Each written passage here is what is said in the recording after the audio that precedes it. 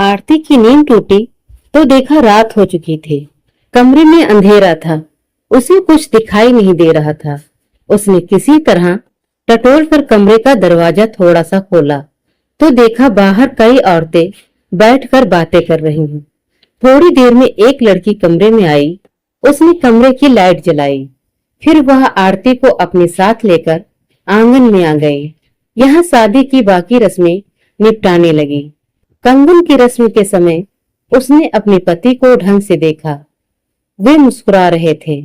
सारी रस्मों के बाद आरती और उसके पति रमेश को औरतें एक कमरे में छोड़ आईं। रमेश ने आरती से कहा, देखो इस घर में तुम्हें किसी बात की तकलीफ नहीं होगी।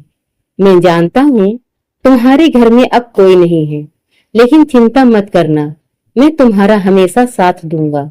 मेरी माँ कुछ सख्त स्वभाव की है। बस एक बात है, मेरे घर में मेरा छोटा भाई बंटी कुछ बिगड़ गया है। माँ के लाड प्यार ने उसे बिगाड़ दिया है। मैं कोशिश कर रहा हूँ कि वह कहीं काम पर लग जाए तो उसकी भी शादी कर दे। आरती सब कुछ सुन रही थी। उसे अब कुछ सुकून मिल रहा था। आरती को ससुराल आए पूरा 1 महीना हो गया था। इस बीच एक बार भी उसके ताई ताऊ जी ने उसकी खबर नहीं ली कि बेटी को एक बार घर बुला ले। सविता का हर तीसरे चौथे दिन फोन आ जाता।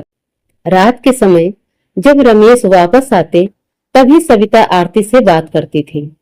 एक दिन सविता ने कहा, आरती, मैं एक बार तेरी ससुराल आना चाहती हूँ और तुझे अपने घर लाना चाहती हूँ।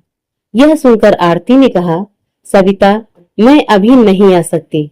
दरअसल सर्दी का समय है, मुझे इन्हें सुबह ही खाना बनाकर देना होता है। मेरी सास से ज्यादा काम नहीं होता। गर्मियों में मैं तुमसे मिलने जरूर आऊंगी। धीरे धीरे समय बीत रहा था।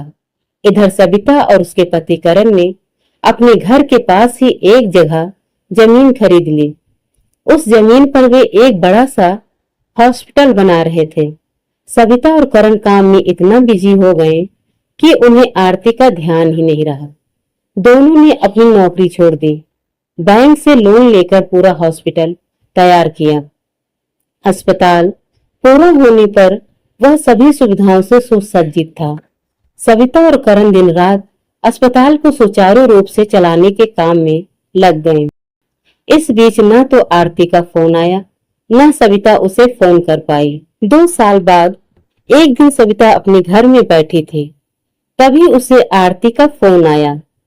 सविता ने अपने पति करण से कहा, हे भगवान, मैं तो अपनी परेशानियों में आरती को बिल्कुल भूल ही गई, न उसका फोन आया। करण ने कहा, क्या करे सविता, इतना बड़ा काम था, 1 मिनट की फुर्सत भी नहीं मिली। चलो अब फोन कर लो। सविता ने फोन मिलाया, लेकिन फोन स्विच ऑफ था।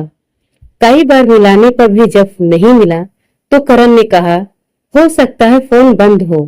कई बार गांव में रात को लाइट नहीं होती, कल मिला लेना। उसके पति को दिन में मैसेज दे देना कि घर जाकर आरती से बात करवा दे। अगले दिन भी सविता फोन करती रही, लेकिन फोन स्विच ऑफ था। सविता एक बार भी आरती के ससुराल नहीं गई थी, इसलिए उसे उस गांव का पता भी नहीं था जहां जाकर वह पता कर सके। कई दिन तक जब आरती से कोई संपर्क नहीं हो पाया तो सविता ने अपने गांव जाकर पता करने की सोची। एक दिन वह हॉस्पिटल का काम निपटाकर गाड़ी लेकर अपने गांव पहुंच गई। अपने घर जाकर माँ से मिली। उसे देखते ही माँ ने कहा, बेटा, तुझे देखने के लिए तो आंखें तरस गईं। पूरे 2 साल बाद आई है। सविता माँ के गले लग गई। उसकी आंखें भी नम हो गई थी। क्या करती माँ, हॉस्पिटल खोलने के चक्कर में समय ही नहीं मिला। अब जरा फुर्सत मिली तो आ गई तुमसे मिलने। चाय नाश्ता करने के बाद माँ बेटी बातें करने बैठ गईं। सविता ने पूछा, माँ, आरती के बारे में कुछ पता लगा क्या? कई दिन से उसे फोन लगा रही हूँ, लेकिन फोन स्विच ऑफ आ रहा है। सविता की माँ ने कहा, नहीं बेटी, उसके ताऊ ताई तो ढंग से बात करते नहीं हैं, इसलिए हम उनसे कोई मतलब नहीं रखते। बस इतना पता है कि उसके घर को किराए पर चढ़ाकर उसका ताऊ मजे कर रहा है और घर बेचने की कोशिश भी कर रहा है। सविता ने निराश होते हुए पूछा, क्या मैं एक बार उसके ताऊ ताई से मिलकर पूछूं? शायद उन्हें पता हो। लेकिन माँ ने मना कर दिया। बेटी, वे तो तुझे पहले ही पसंद नहीं करते, तुझे देखेंगे तो और भड़क जाएंगे।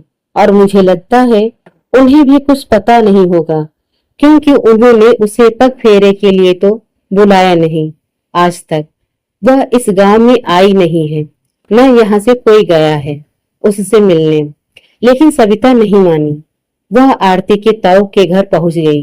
दरवाजा खटखटाया। उसकी ताई ने दरवाजा खोला। अरे सविता, तुम बहुत दिनों बाद आई, बताओ क्या काम है? सविता ने कहा, ताई जी, आरती की कोई खबर है क्या? आपको कई दिन से उसका फोन नहीं लग रहा है। यह सुनकर ताई ने हंसकर कहा, उसके ताऊ ने इतने अच्छे घर में उसकी शादी की है, राज कर रही होगी। जब वो हमें याद नहीं करती तो हमें उसकी क्या जरूरत है।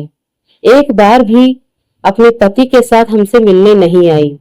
यह सुनकर सविता उदास हो जाती है। फिर भी वह पूछती है, ताई जी, आप मुझे बस उसके गांव का नाम बता दीजिए, मैं ढूंढ लूंगी। इस पर मुंह बनाते हुए ताई ने कहा, बेटी, मुझे तो पता नहीं, तेरे ताऊ शहर गए हैं। आरती की ताई ने टाल दिया। सविता निराश होकर वापस आ गई। एक दिन शाम के 6 बजे सविता हॉस्पिटल से घर के लिए निकल रही थी, तभी एक अनजान नंबर से फोन आया। पहले तो सविता ने फोन काट दिया, लेकिन जब बार बार घंटी बज रही थी तो बेमन से सविता ने फोन उठाया। दूसरी तरफ से आरती की आवाज सुनकर सविता चौंक गई। आरती बुरी तरह रो रही थी। सविता बोली, आरती, तू रो क्यों रही है? कहाँ है तू? बात बता, तेरे पति ने कुछ कहा है क्या? मुझे बता तो सही क्या हुआ। लेकिन आरती बड़ी मुश्किल से बस इतना कह पाई, सविता, मैं बहुत मुसीबत में हूँ, तू मुझे बचा ले।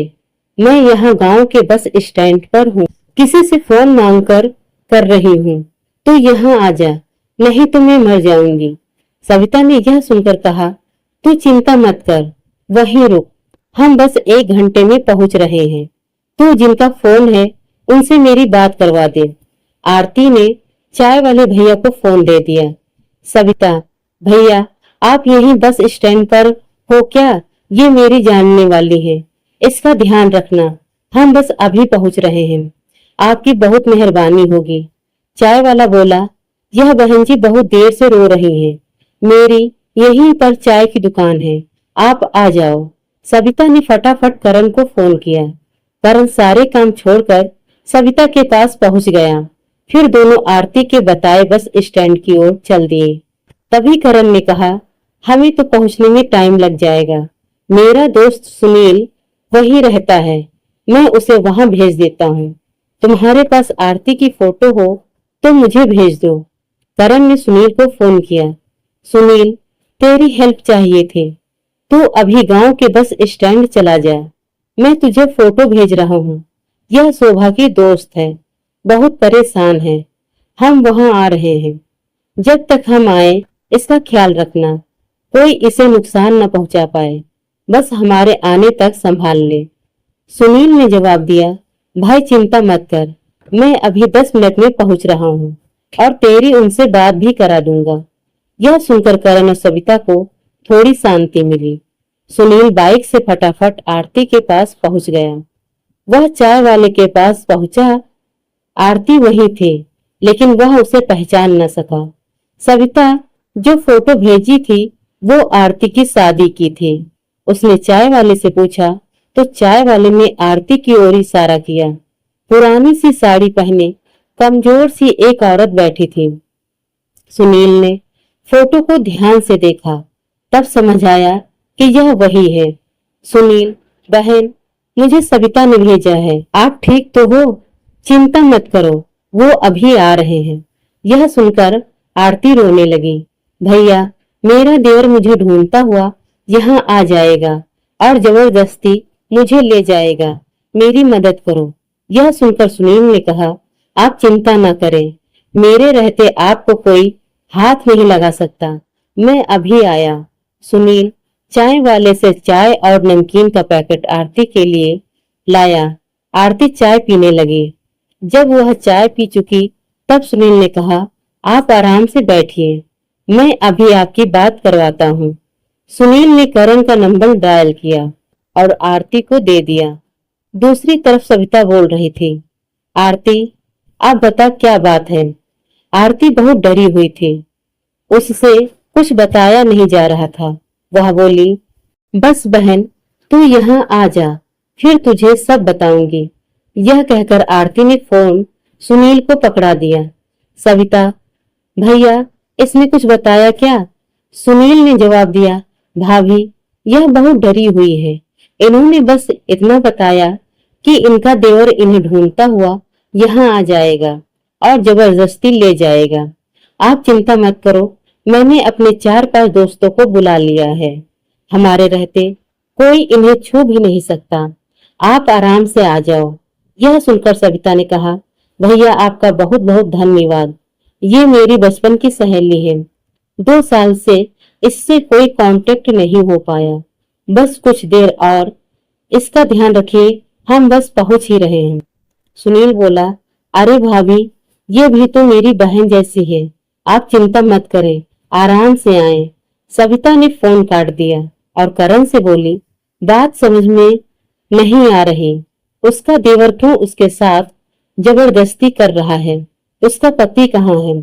आरती ने बताया था कि उसका देवर तो गुंडा टाइप का है, सारे दिन शराब पीकर पड़ा रहता है। लेकिन इसके पीछे क्यों पड़ा है? लगता है इसका पति कहीं काम से बाहर चला गया होगा। करण ने सविता को समझाते हुए कहा, सविता चिंता मत करो, अभी आधे घंटे में हम पहुंच जाएंगे। फिर आरती से अच्छे से पूछ लेना। फोन पर न वो तो बता पाएगी न तुम कुछ समझ पाओगे। वैसे भी अब इसका देवर कुछ नहीं कर पाएगा। सुनील को मैं जानता हूँ, वह अखाड़ा चलाता है। उसके अखाड़े के लड़के वहां पहुंच गए होंगे।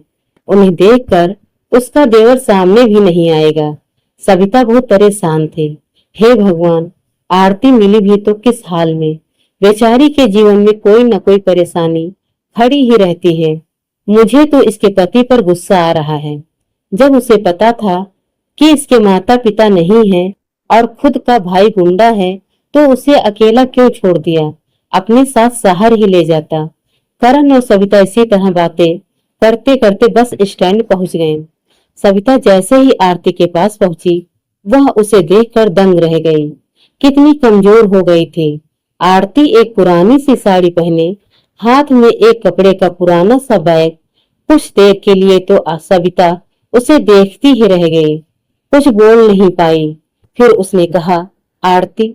आरती जो अभी सर झुकाए बैठी थी, सविता की आवाज सुनकर जैसे उसमें जान आ गई। वह सविता को देखकर रोने लगी और उससे लिपट गई। बहन तू आ गई, मुझे बचा ले, नहीं तो ये लोग मुझे मार डालेंगे। सविता ने आरती को कसकर जकड़ लिया और बोली, कोई तुझे हाथ भी नहीं लगा सकता। मैं आ गई हूँ, अब सब ठीक हो जाएगा। मैं तुझे कब से ढूंढ रही थी। एक फोन नहीं कर सकती थी मुझे? मुझे न तो तेरी ससुराल का पता था, न तेरी ताई ने गांव का नाम बताया, वरना मैं तुझ तक पहुंच जाती। एक ही सांस में शोभा ने सब कह दिया। आरती बस रोए जा रही थी, वह कुछ बता नहीं पा रही थी। तभी करण ने कहा, सविता इन्हें घर ले चलो, अभी कुछ मत पूछो, यहाँ से निकलते घर पहुंचकर बात करेंगे। ये बहुत डिप्रेशन में है। सविता ने हाँ में सर हिलाते हुए आरती को गाड़ी में बैठाया।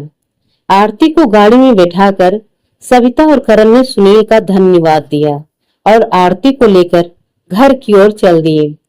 शेष आगे।